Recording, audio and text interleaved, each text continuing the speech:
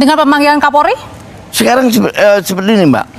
Kalau berbicara sebelum pemilihan presiden, itu saya belum dilantik. Oke, ini sekarang berbicara balik lagi ke pilkada ya.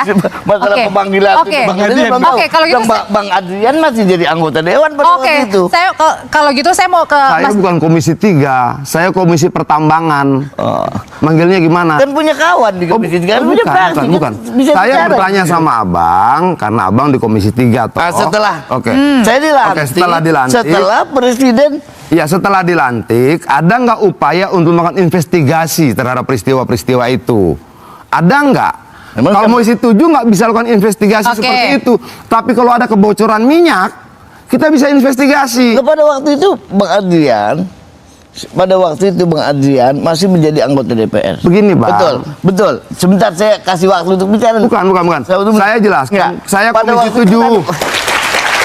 Baik. Yang punya kewenangan secara komisi itu komisi 3. Oh betul, kita tahu semua kalau sekarang itu komisi kewenangan. 3. Jadi Ya komisi mulailah. Iya betul. Kalau kemarin bilang belum dilantik, sekarang sudah. Mulailah.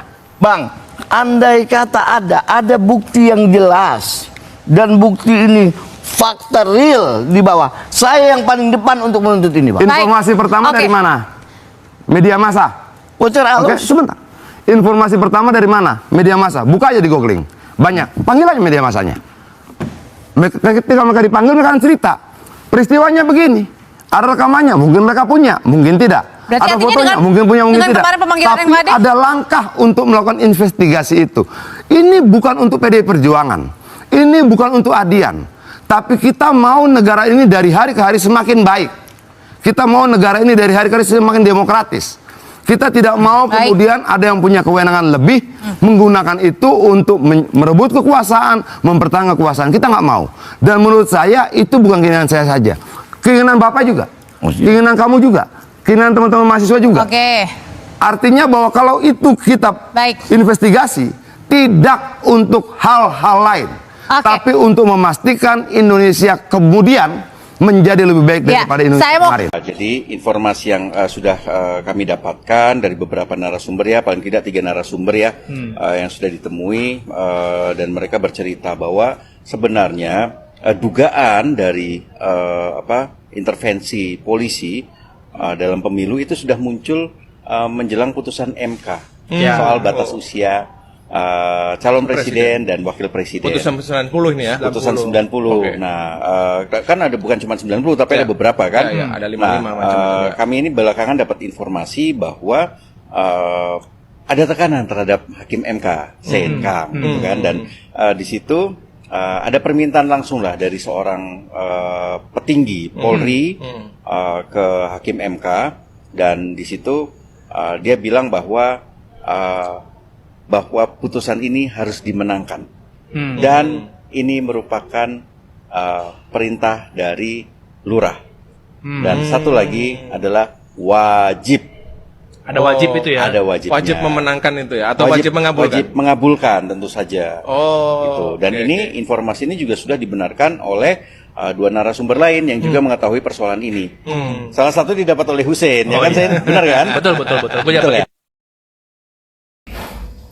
Oke, halo teman-teman, kembali lagi bersama saya di channel ini. Salam NKRI harga mati. Teman-teman, dalam video ini kita telah mendengarkan sebuah cuplikan video ya yang disampaikan oleh Adian Apitupulu, bagaimana beliau memberikan penjelasan-penjelasan tentang apa yang terjadi saat ini.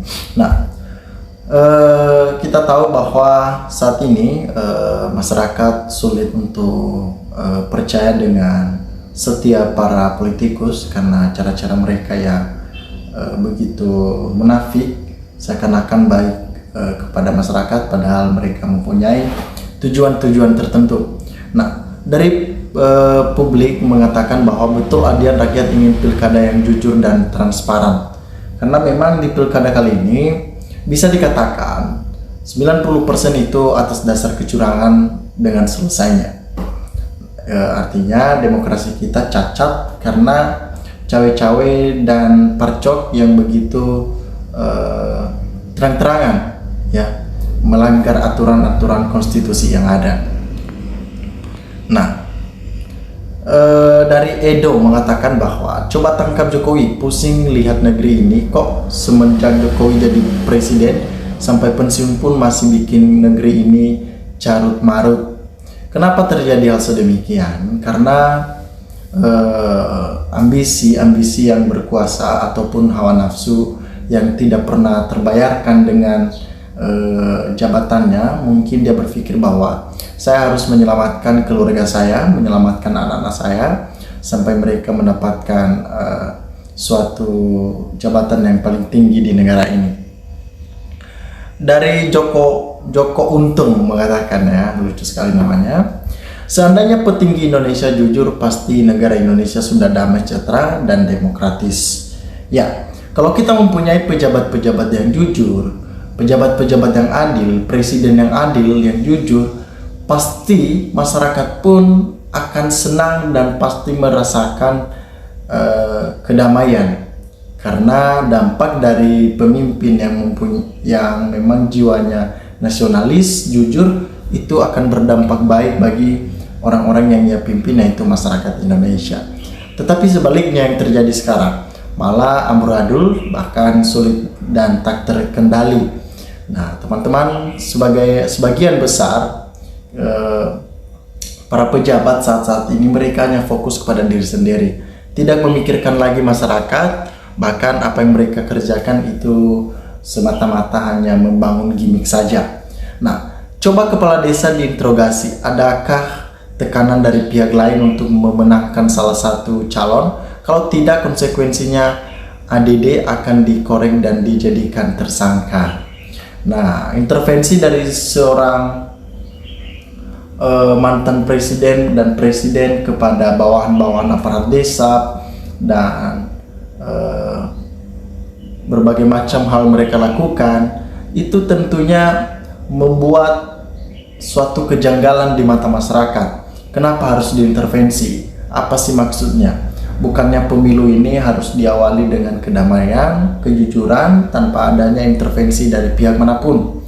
Bagaimana berjalanan demokrasi yang baik itu harus ditentukan oleh masyarakat dalam memilih pemimpin mereka selama 5 tahun, bukan karena hasil intervensi. Nah, disampaikan di sini bahwa, ya, sepintar-pintarnya orang menabur bangkai pasti tercium juga. Kecurangan nggak bakalan kekal. Kita tinggal lihat azab Allah di dunia ini akan diperlihatkan, itu pasti. Tuhan selalu melindungi yang benar, dan yang melakukan kesalahan-kesalahan yang salah pun pasti itu ada karmanya. Nah,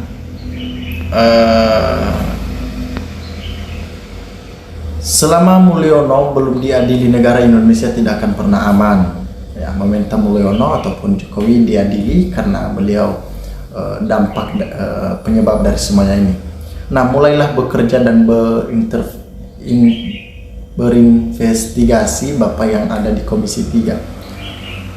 Nah, teman-teman, sebenarnya masih banyak hal, ya, dinamika di negara kita. Kita udah tahu penyebabnya. Teman-teman, silahkan berikan tanggapan teman-teman di dalam kolom komentar ini sehingga kita dapat bertukar pikiran antara satu dengan yang lain lewat kolom komentar ini. Terima kasih teman-teman. Lensa Netizen melaporkan.